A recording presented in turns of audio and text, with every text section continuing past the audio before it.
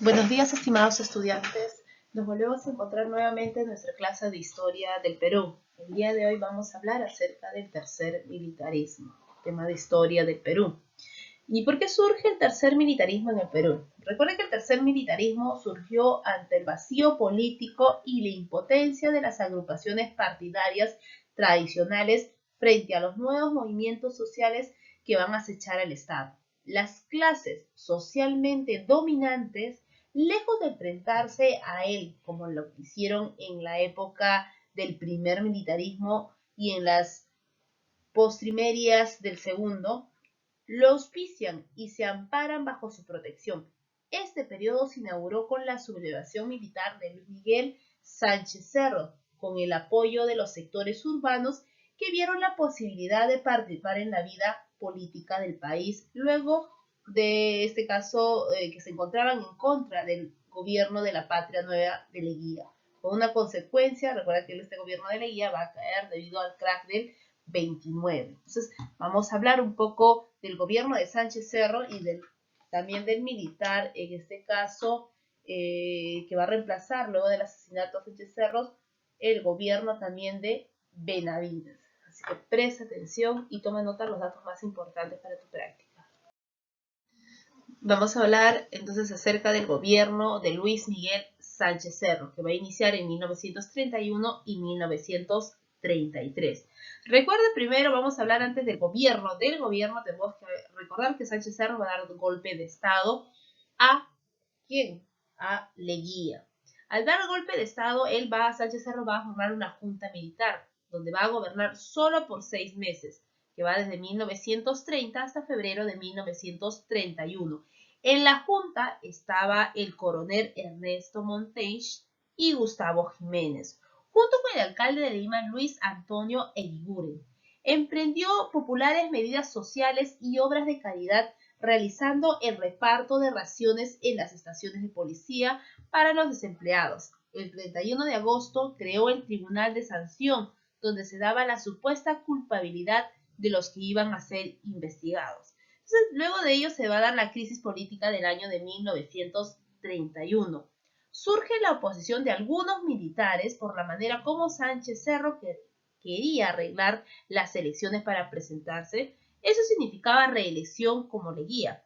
En febrero de 1931, ¿qué es lo que va a pasar? Se subleva la tercera región militar que llevó al poder a Sánchez Cerro. La Marina dijo que no permitiría que el ejército se enfrentara entre peruanos y amenazó con intervenir, en este caso, amenazó con intervenir si Sánchez Cerro no abandonaba el poder. Entonces Sánchez Cerro tuvo que renunciar a la junta presidida la nueva asamblea de notables, el arzobispado de Arequipa, Francisco Mariano Gil Maldonado, que ejerce el mandato por horas hasta que la junta entregó el poder a Manuel Holguín y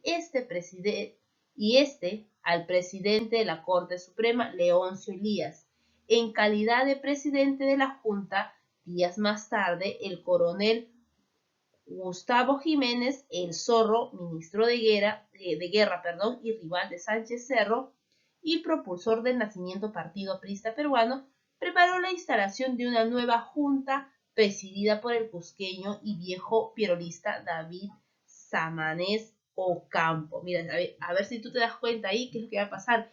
Que ningún peruano quería ocupar el cargo. Todos ellos tenían miedo a Sánchez Cerro, porque prácticamente Sánchez Cerro quería, debido a que se da la crisis del 31, donde lo sacan del cargo de su junta de gobierno, quería regresar, pero ahora sí de manera formal y democrática. Se va a lanzar como candidato a la presidencia, pero para ello tenemos que tener un presidente provisional que convoque a elecciones, y el indicado va a ser David Samanez Ocampo. Él va a convocar a elecciones. Entonces, ¿qué es lo que va a hacer David Samanez Ocampo? Estableció el estatuto electoral. ¿Qué es el estatuto electoral? Por el cual el voto era secreto a todos los mayores de 21 años que supieran leer y escribir. También se va a crear el Jurado Nacional de Elecciones. Llega la misión Kemmer. Esa misión Kemmer, ¿y qué función va a tener? En marzo de 1931. Diseñando un plan de que recomendaba la contratación, la contratación crediticia y monetaria, reservas elevadas en el Banco Central y liquidación de varios bancos grandes. Dio recomendaciones a la reforma de la banca, el presupuesto, abandono del patrón de oro, el código tributario, incluyendo el impuesto a la renta y propiedades. El banco, en este caso central, pasó a ser el Banco Central de Reserva. Son obligaciones como contar con una reserva y mayor poder. Sin embargo, el Banco del Perú y Londres quebró comprometidamente. Este grupo de norteamericanos fueron enviados por los planteamientos de Keynes. ¿Y quiénes eran Keynes? Era un economista británico quien nos indica que renovar la teoría monetaria, ¿no? Tienes que renovar la teoría monetaria y va a investigar sobre las causas del desempleo. Entonces, todas ellas forman parte de la Junta Nacional. Entonces, Samanes Ocampo convoca a elecciones y en el año de 1931 Sánchez Cerro ganó, respaldado por el alcalde de Lima y el periódico El Comercio. Su sustento popular descansaba en los trabajadores no capacitados y en el lumpen proletario limeño. Humildes vendedores ambulantes de mercado, obreros de construcción, barrenderos, muchos eran inmigrantes carentes de toda representación sindical. Se identificaban con el aspecto de cholo del candidato. Es un cholo como nosotros, decían a Sánchez Cerro. Fue apoyado por Lima, Rímac, La Victoria y Barrios Altos. La oligarquía civilista lo desdeñaba, pero aceptaron su programa de conservación, conservador y estilo caudillista. Veían en él a un hombre a caballo que podía restablecer el control social de todas las masas desatadas a las calles por el debacle económico. El programa de Aya de la Torre tomaba los atributos de la cruzada, exhortando a sus seguidores a valorarse normalmente, a sus seguidores a volverse moralmente puros, autodisciplinarios y físicamente en forma. Incluso indicaba que solo el APRA se salvará al Perú. Sánchez Cerro fue pintado por el APRA con herramientas de oligarquía, caracterizados como un loco y gorila. Los apristas fueron acusados de pequeños ricos pobres, de ¿no? De esa manera fue catalogado a los apristas, pequeños ricos pobres. Recuerda que a Sánchez Cerro lo llamaban el Goyota.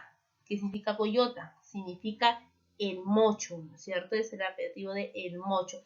Debido a que le faltaba un dedo en la mano, pues lo perdió en el golpe de estado de 1914 contra el presidente Billinghurst en el Palacio de Gobierno. Entonces, esas vienen a ser una de las principales medidas que se va a dar durante el gobierno de Sánchez Cerro y de cómo va a llegar él al poder. Entre sus obras, como tenemos ahí nuestro mapa conceptual, tenemos lo que viene a ser la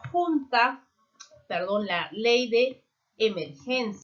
Va a establecer la ley de emergencias. ¿Y qué es la ley de emergencias? Tiene con el fin de defender, vamos a activar nuestro láser, la ley de emergencia tiene el fin de defender el orden público y la paz social. El Poder Ejecutivo debe ser autorizado para imponer sanciones de carácter judicial, multas o en este caso suspender también en algunos casos el derecho. Entonces aquí lo que va a querer Sánchez Cerro es que no se hagan huelgas ni revueltas o algo que perturbe su estadía durante ese gobierno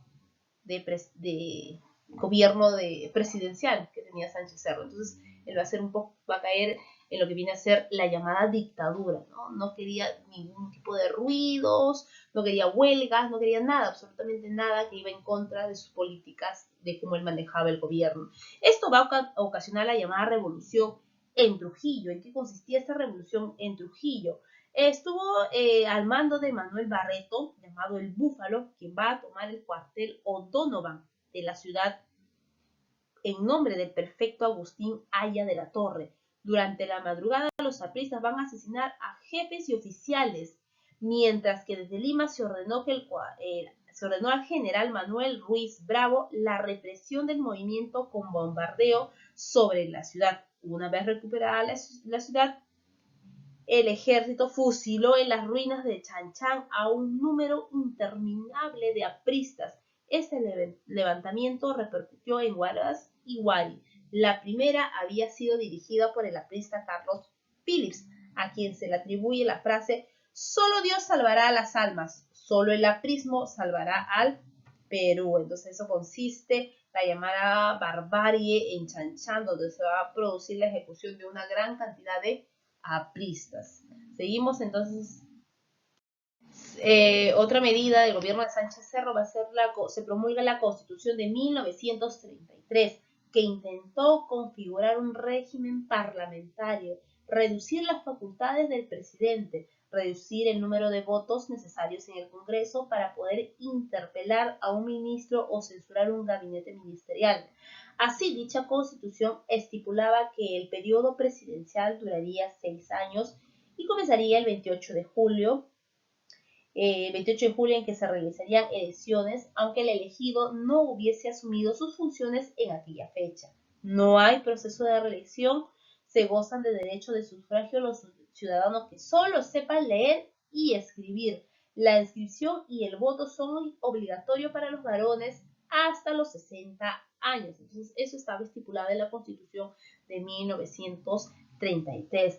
Va a derogar o eliminar, porque va a considerar una vergüenza para nuestro país, la conscripción vial. ¿Se acuerdan de la conscripción vial, donde se obligaba a estos pobres indígenas a trabajar en el mejoramiento de las carreteras?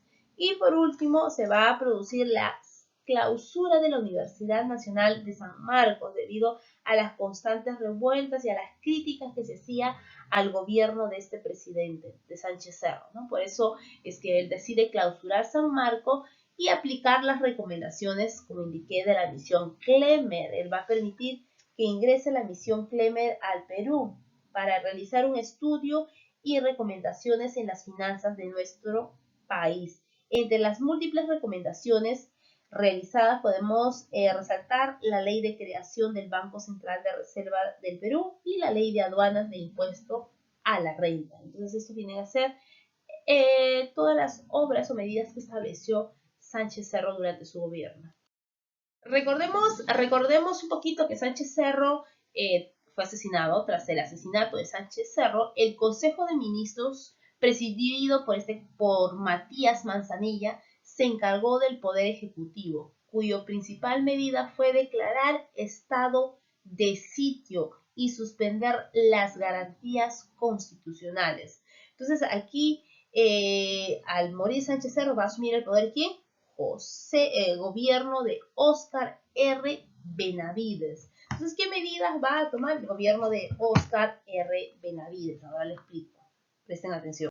Recuerden, antes que me olvide, antes que entremos al gobierno de Óscar R. Benavides, en el aspecto internacional, durante el gobierno de Sánchez Cerro se va a dar el incidente con Colombia, donde los peruanos, movidos por intereses caucheros y azucareros, que perdieron sus tierras ante el Tratado Salomón Lozano, se negaron a abandonar el territorio de Leticia. Sánchez Cerro llama de Europa a Benavides para que asumiera el mando de las fuerzas peruanas. Pero este enfrentamiento, el ejército peruano fue derrotado por las fuerzas colombianas. El fin de la guerra. La guerra llega a su fin, el gobierno de Sánchez Cerro llega a su fin, como lo indiqué, cuando él fue asesinado, en este caso, en su auto que se encontraba en el hipódromo de Santa Beatriz, fue asesinado por el aprista Abelardo Mendoza Leiva, de 17 años. En la autopsia hecha en la Corte Central de Lima y por el catedrático Guillermo Fernández Ávila, en San Marcos se ve que hay balas de distinto calibre, es decir, que no fueron únicamente el que mató a Sánchez Cerro a Abelardo, o sea, posiblemente hubo otros implicados en su muerte. Entonces, dado esta última indicación, vamos a hablar un poquito acerca del gobierno de Óscar R. Benavides. Una de las medidas políticas que va a implantar Benavides va a ser la siguiente: Asesinado Sánchez Cerro, toma el poder el Consejo de Ministros conforme a la Constitución y pidió al sacerdote elegir al presidente, quien eligió Benavides. Nombra a Luis Flores, jefe de la Unión Revolucionaria, que era el partido que fundó Sánchez Cerro, quien renunció poco después porque pensó que Benavides sería nombra a Luis Flores, jefe de la Unión Revolucionaria, quien renunció poco después de pensar en este caso que Benavides sería el que va a continuar el gobierno de Sánchez Cerro. Se designa primer ministro a José Pardo. Luego lo sucede José de la Riva Agüero por ser un intelectual prestigiado, caótico y sin compromisos políticos. También su gobierno se va a dar lo que vino a ser la amnistía tributaria. Esa amnistía tributaria regresaron los deportados, salieron los presos políticos de las cárceles y volvieron a funcionar los locales de los partidos. El APRA reacciona preparando conspiraciones para derrocar. En las elecciones del año de 1936, Luis Antonio Eguiguren, jefe de un pequeño partido aliado con el APRA, gana las elecciones que fueron suspendidas arguyendo que Eguiguren representaba el APRA, el cual estaba al margen de la ley. En segundo lugar quedó Luis Flores, quien fue ministro del gobierno de Sánchez Cerro. Luis Flores fue un declarado fascista que organizó una fuerza paramilitar de 6.000 militantes partidarios de las llamadas camisas negras para atacar a la izquierda. El APRA y la PC, que fue fundada en este caso por los fascistas, Flores se haría cargo de la Unión Revolucionaria tras el asesinato de Luis Sánchez Cerro. El Congreso dictó la ley extendiendo el mandato y Benavides hasta el 8 de diciembre va a empezar sobre todo va a gobernar desde el 8 hasta el 8 de diciembre de 1939. El presidente disolvió luego el Congreso y asumió plenos poderes dictatoriales.